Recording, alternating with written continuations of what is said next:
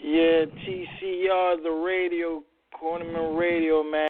This fight I see happen next year in the fall. Errol Spence versus Shawn Porter. At that time, we'll have the IBF title. I think that time, Shawn Porter is going to willing to face him. Because right now, Shawn Porter is getting hard times getting fights. I remember him and his dad were getting interviewed, and his dad, Kenny Porter, was saying, we'll never fight for the IBF again, man. They did us wrong. They took us out of the ranking after we lost to Kell Brook, and we have never seen that done to anybody. Usually the title, we be in the top 3, top 5, or top 10. They took us out of the top 20, and we didn't even know why. You know what I'm saying? And I'm listening to him. I can understand being resentment to the IBF, but you and your son is in a position where y'all can't even get fights. Y'all can't even get Andre Berto. You can't get Ruslan. Y'all can't get nobody. I don't see nobody's willing jumping up to fight y'all. You know what I mean? And I don't discredit Porter, you know what I mean, Shawn Porter, because Shawn Porter is willing to fight anybody.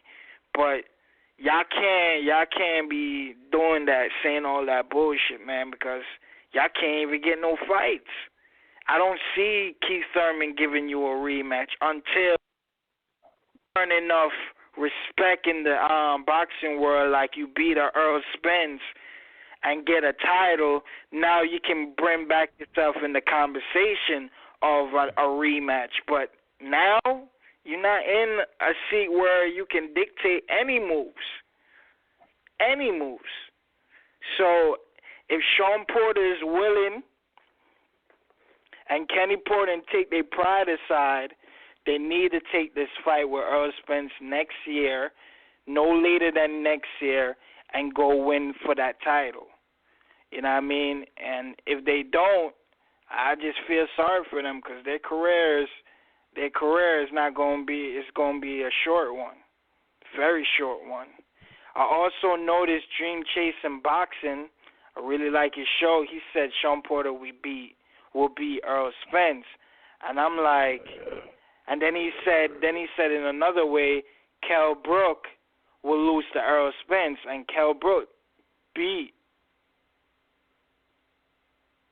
Shawn Porter. So I was like, I couldn't understand that. I really don't understand that. You know what I mean? I can see what you're saying with his style, but still, nah, I would know. But how you think the fight will play out with Errol Spence and Shawn Porter?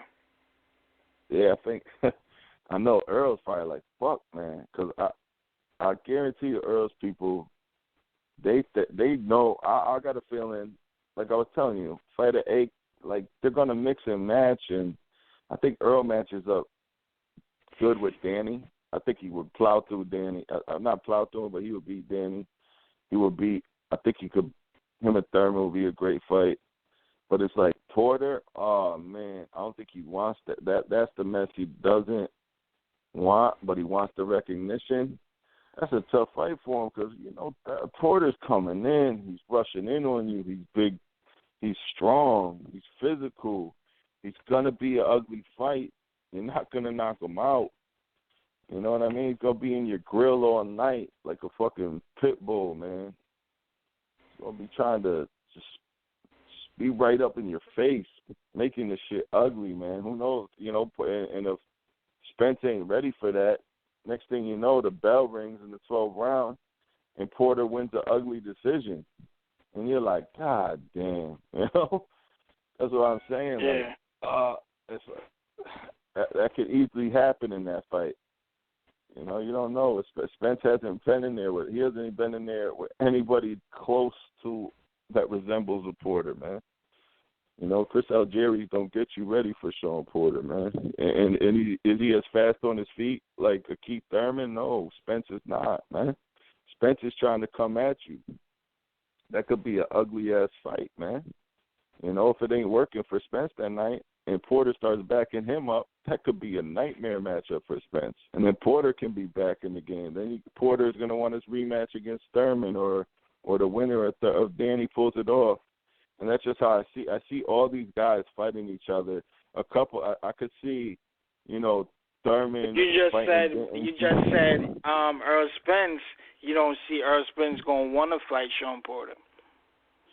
Nah, he will. He like you said, it's going to be like, all right, Danny and Keith I think the Fabulous Four is those four: Porter, Thurman, Danny, and Spence. I think those four will leave a mark at this right now at welterweight. Eventually, Amir Khan's gone. He'll get beat up, knocked out by somebody. You got who else you got? I don't think Kell Brook will ever be the same, even if he does come back down. It's unfortunate. You know what I mean? I don't see him being involved in the situation. Sammy Vasquez, the prospect, got knocked out. I just see those four fighting each other. I could see Porter down the line fighting Danny. Or say Dan. All right. I don't see it. If he loses to Errol Spence. I'm just saying down the line, they're all going to fight each other eventually. This is what PBC has been waiting for. Oh yeah. If they both lose, This is what they're going to make their bread and butter off of now. This is what the whole promotion was. They probably waiting to not, the next couple of years we're going to get all these fights. They're trying to bring it back to the 80s. Yeah, but so who you you would think Errol Spence and Shawn Porter? Who you got winning?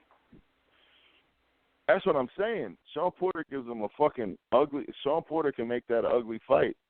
I really can't pick a winner in that, man. Because I could honestly see that being, like I just said, like Spence isn't fast. He isn't super fast on his feet like Keith is.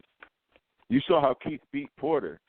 Actually, you go back to Kell Brook's win against Porter too. He stood his ground, so Spence could probably stand his ground. But I could see what if Spence? Can't you see Spence has been pushed?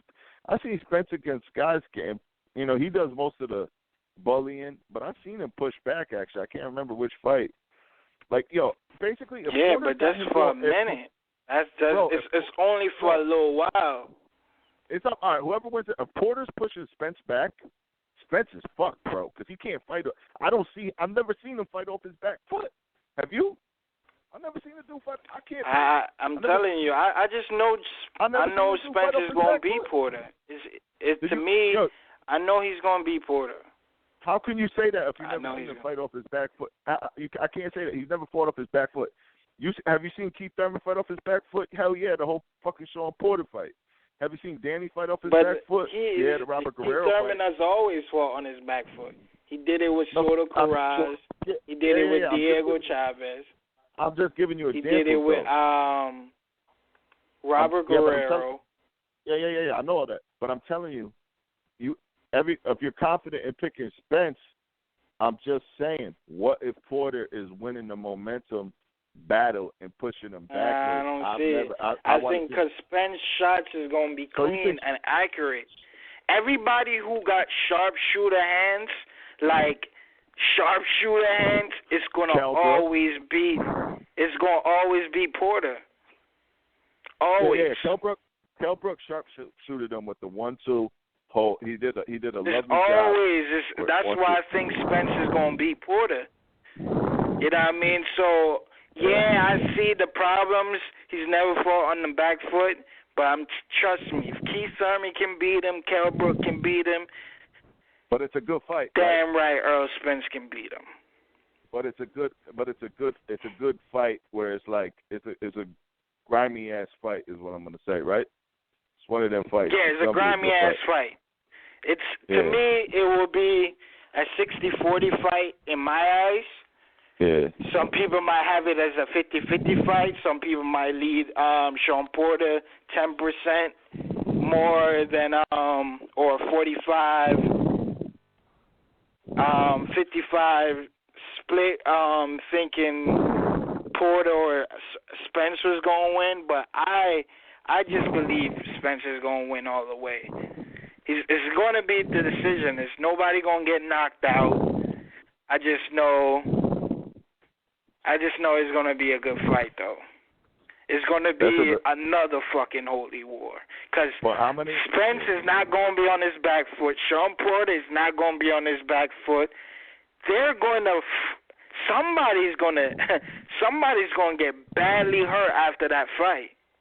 Yeah. They're going to come out like... It's going to be like, yo, all right, dog, we got to take a break for a while. Because that fight... Yeah, that's one of them more of a trick. You just said the point right there. Spence don't ever be on his back foot, right? Yeah. So Shawn Porter is never on his back foot either. So imagine two come forward fighters, hard blow type fighters, fighting for 12 rounds, 36 minutes. Even if they both don't get dropped in the fight, yo, you're going to see them taking a break for a while. They're going to take some money. You see how Keith Thurman fought once this year? They might, one of them is going to take, or two of them is going to take a break for a while. Yeah, and that's why I think they'll that's how I see it go. That's how I see it planning out. I would love for Heyman to give Porter like I doubt it's hard to get people in the ring with Porter other than like, you know, guys that it's just tough getting it. Like I would love to see them because they got to get Porter back. You know, even though I don't consider I had Keith Thurman winning that fight, but they were both winner in my eyes. I don't. Shawn Porter's stock has not dropped at all in my eyes. He's still world class, ugly ass type of fighter though, but he's still world class. But, yo, if they could give him, like, if they could build into that, because Spence still got to get the IBF strap. They could build that storyline. Spence get the IBF strap, whether he fight Jeff Horn, or, you know, I just don't see Brooke doing it. And then they could give Spence another guy. But who? They could give Porter maybe. That's what I'm saying. They could give Porter Berto, somebody, man. You know what I'm saying?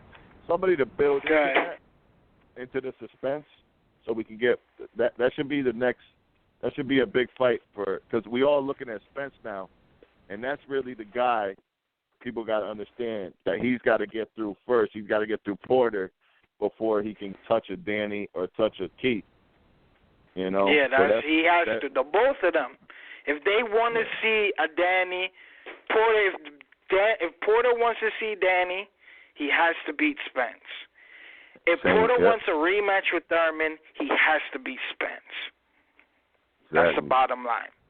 So those two fights in the welterweight division next year is a must. No debating. Clearly, no debating. They have to fight each other next year.